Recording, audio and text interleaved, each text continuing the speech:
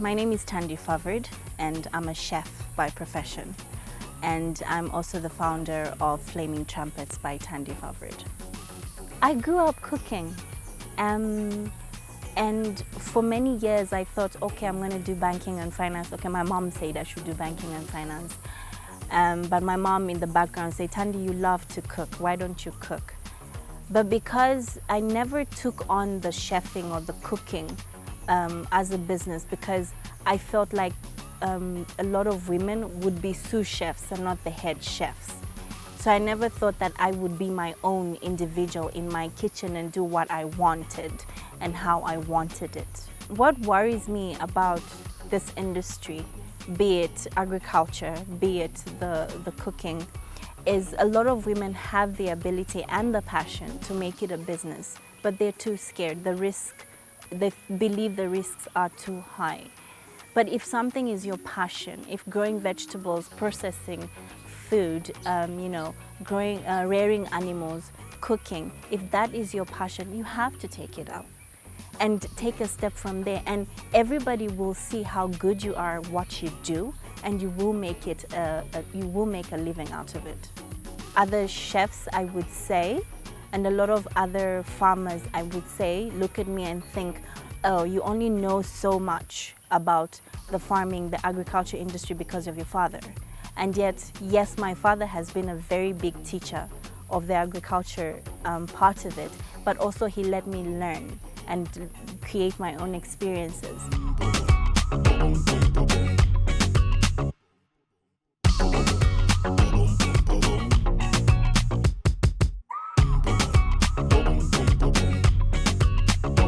Food is very important to me. It's the core of my business. The agriculture and food processing industry is a multi-billion kwacha industry. And I'm curious to know how many women are participating in this huge industry and how many young women are seeing it as a viable career choice. In Zambia, 70% of the labor force works in agriculture. There are approximately 1.6 million small-scale farms and about 1,000 large farms. Land, farms, and food processing companies are mostly owned by men, with an extremely low percentage of female owners. That said, 78% of women in Zambia are engaged in agriculture, compared to 69% of men.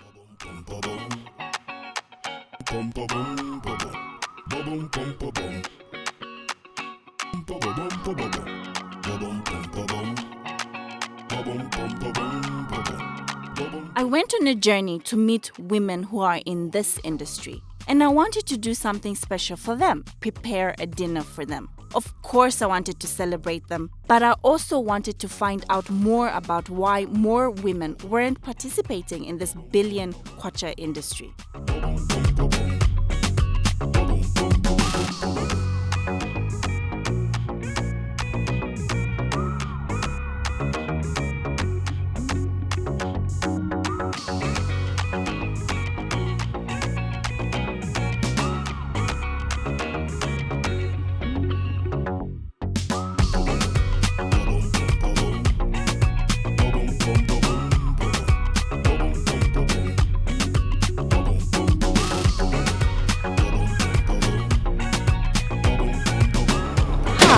Hi, Thandi. How are you? Oh my God, are these for We brought me? some starters, Oh, yes. This is fantastic. Thank you so much for coming.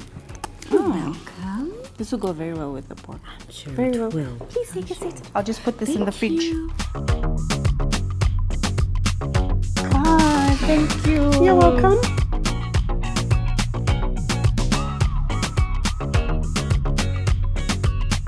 I met Chama first. Like me, her business is in its infancy. But I was excited to meet a woman who was processing meat into sausages. From what I had heard, she wasn't afraid to experiment with herbs and spices.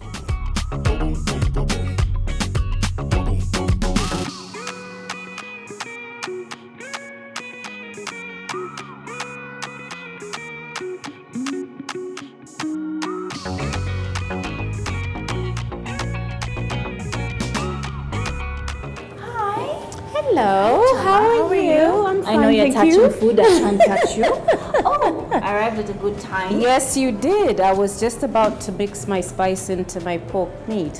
What are you making? Sausages. These are pork sausages, fresh pork sausages that I'm making here. Yeah. So, how did you start? If you're asking if I had funding specifically for what I'm doing now, no. I do have my shop here at City Market, and where we do sell different meat products, fish products, chicken products. Okay. And it was through the business that I had learned that I have to eventually start making my own sausages. I think that taking ownership of that was definitely the way to go. Yeah. There's a lot of sausages on the market, don't Yeah. you? How is that affecting, or do you get worried that it will filter what you do? No. I think that having a lot of the products out there, competition is always a good thing because it definitely keeps us on our toes, and we'll strive for excellence. But I feel that I have definitely set myself apart because I took the time to really play around with my flavors. There's a lot more that we could do with sausages.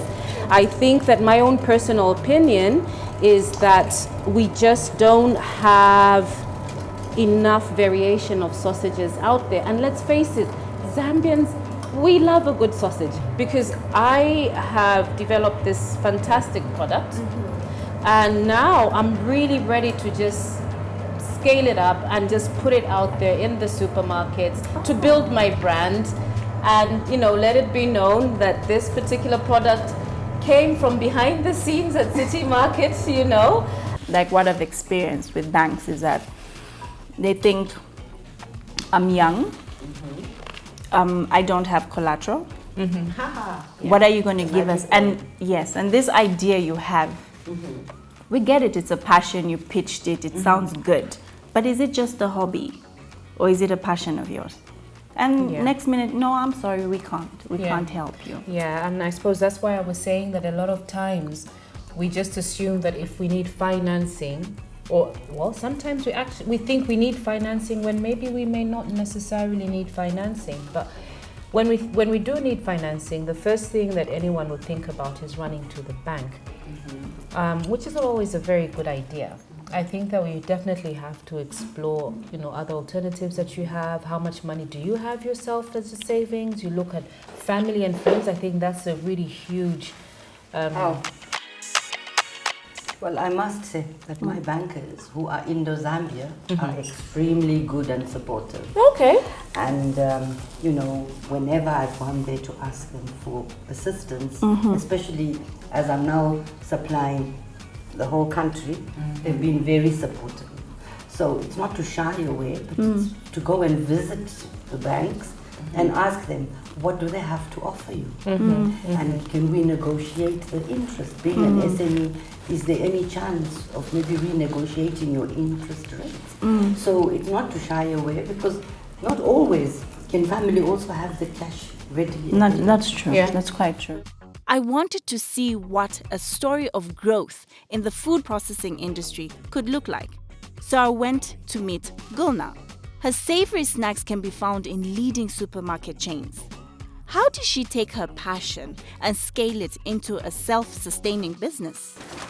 Hi, Gulna. How are you? Fine, Thandi. Nice to meet you. Nice to meet you. Health comes first, isn't it? Yes. Okay.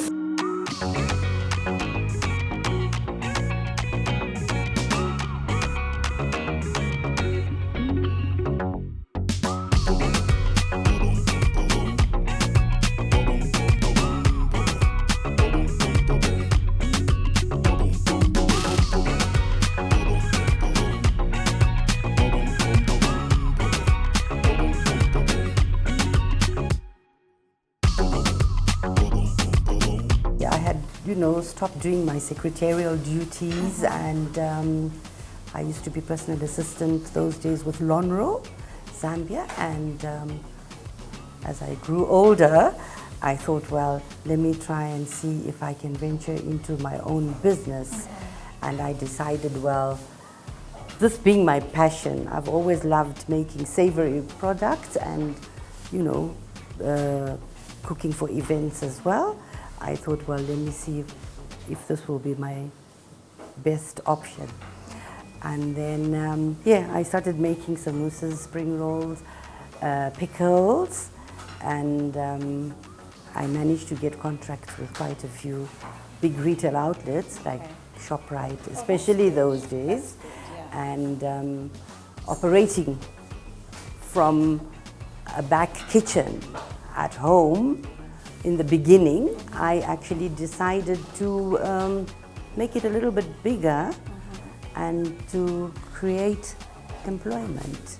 So can you tell me a bit more about your growth story? You mentioned ShopRite, Pick and Pay, Food Lovers, Choppies. Can you tell me a bit more about your growth?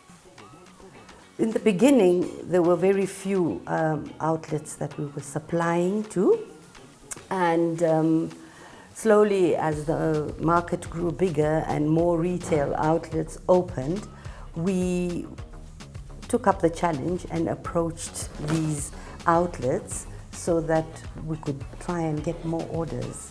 Luckily for us, we were listed, and so we started growing.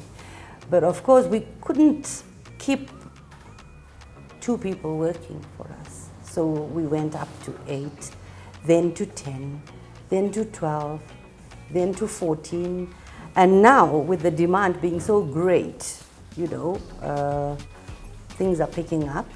And I must say that's also because some of the products that were being imported are no longer being imported. So it's greatly helping us SMEs to actually give a better quality product to our consumer out there.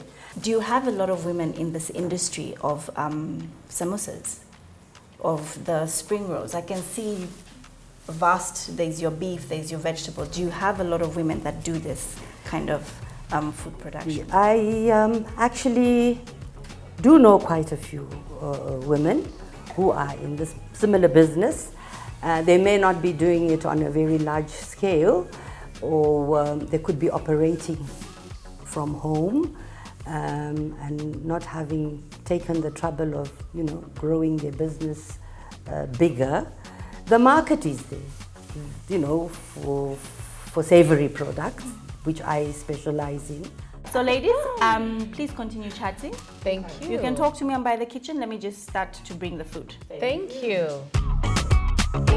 So Vicky, how long have you been running ShopZ? For 7 years. For 7 years. Oh wow! And what did you think your biggest challenge was when starting out? I think the biggest challenge in the beginning was the correct software.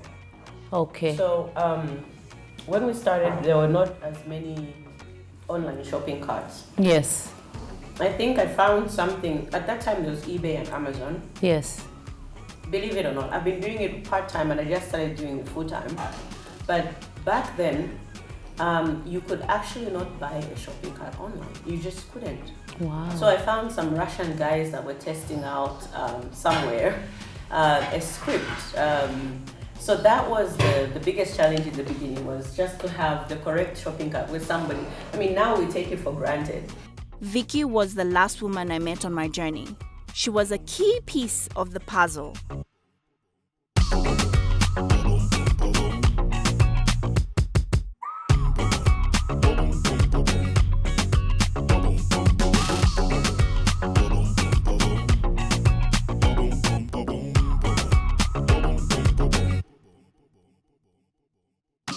So ShopZ is a Bongo Hive startup, and it's pretty much a delivery company or logistics company. Yeah. And so we do grocery deliveries, we do parcel deliveries, and we also move produce from a farm or an agro processor to the customer.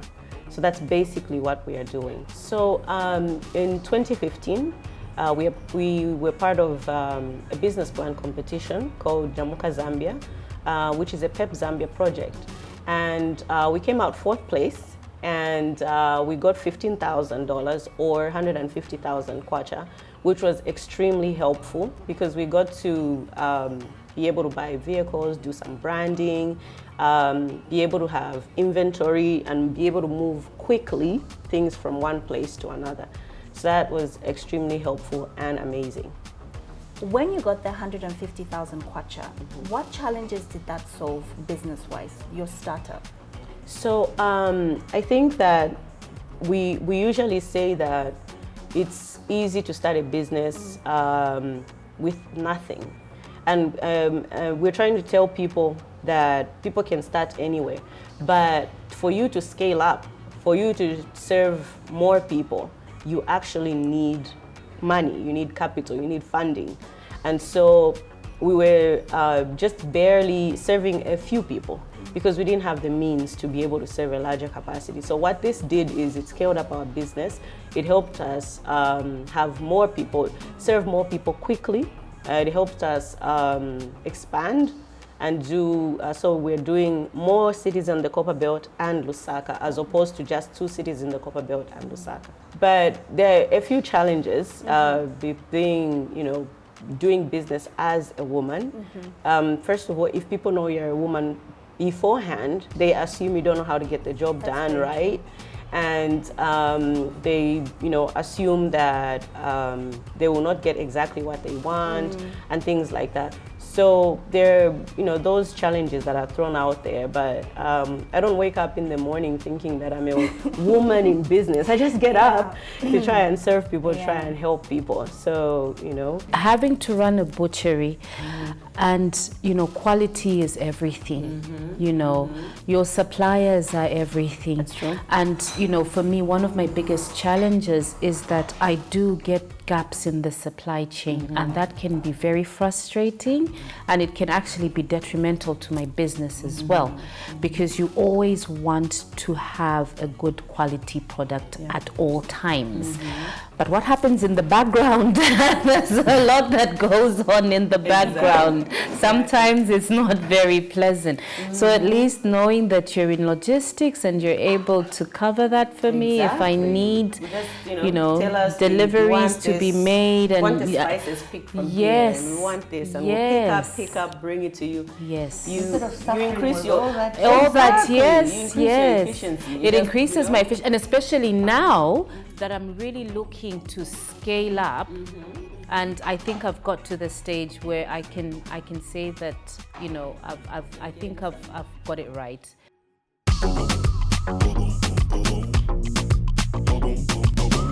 In terms of food, we have your feta and coriander salad. This one here looks delish. That smells amazing. And then we have your halloumi and what's cherry on tomatoes on French bread. Nice. Then here we have your creamy pork and pasta. I must say the pork is from Madame here. Madame. And here we have your chicken wraps or chicken in, how could I forget this? Can somebody tell? In pizza bread. In pizza bread. So I think we can eat up, can we?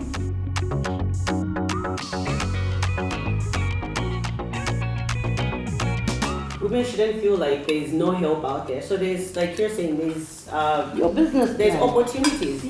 So people can sign up for women's business banking or women's banking, and then get resources help. This journey has been very educative for me in the sense that I've met different women who do different things. And they've shown me that with hard work, if you have a passion towards it, you can work towards it. Some women I've met are in their starting stage, and they're very enthusiastic and very optimistic about the future. And it's taught me that, you know what, if you get up and take that risk, just like these women, we can actually make it. The perspective of people with women in food processing, agriculture, is we can't do it until they see us do it. We have to change the mindset. But that shouldn't be your goal, to change somebody's mindset.